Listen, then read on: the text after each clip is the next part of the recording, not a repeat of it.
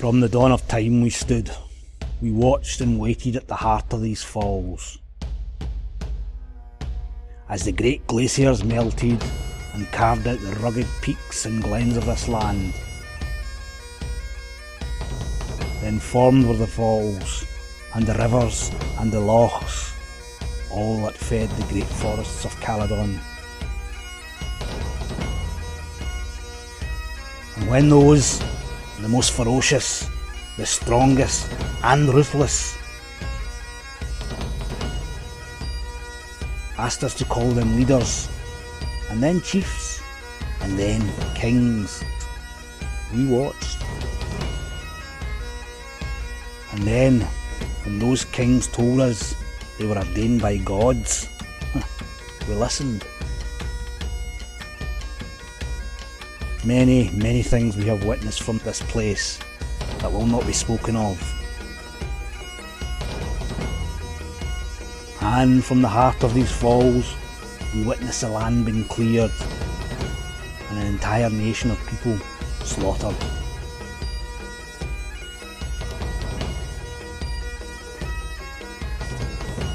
But when those kings and chiefs told us the price for living upon the land, the price for raising our bairns, for our songs, our language and our very identity, that price was our sword arms and our blood.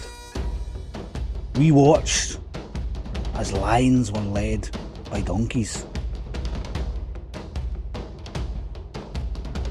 And when those men with their sharpened spears stepped out of those forests with their women and their bairns by their sides, we watched.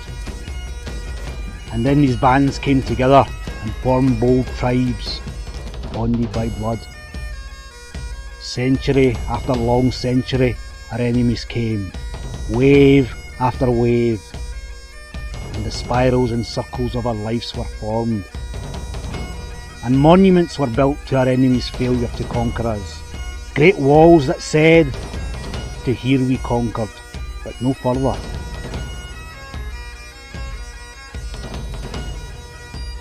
And we looked out from our coastlines, out onto the turbulent seas that were our high roads. And from this point we watched as dragon-prowed longships attacked our shores, where we were sparse and undefended. Desperate, warlike men who plundered time and time again through the centuries. And when we learned the shape of that desperation was a lust for a wee piece of land on which they may plant and grow, we watched. And in time, we watched as they became us, and we became them. The land absorbed that bloodlust, and they settled. And always, always, our eyes scanned the south. Seldom in our nation's story did we witness peace and mutual tolerance from our south. They were always many, and we few. And this is our task at the heart of these falls. We remain ever watchful, ever vigilant, and the land and the elements are eternal. Our guardianship is but fleeting. We watch, we wait, we nurture and we defend. This land is our land, and it will be our children's and our children's children.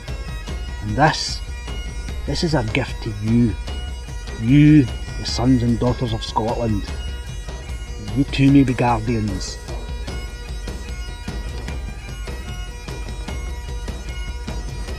All this and so much more we have witnessed from the foot and the heart of these falls.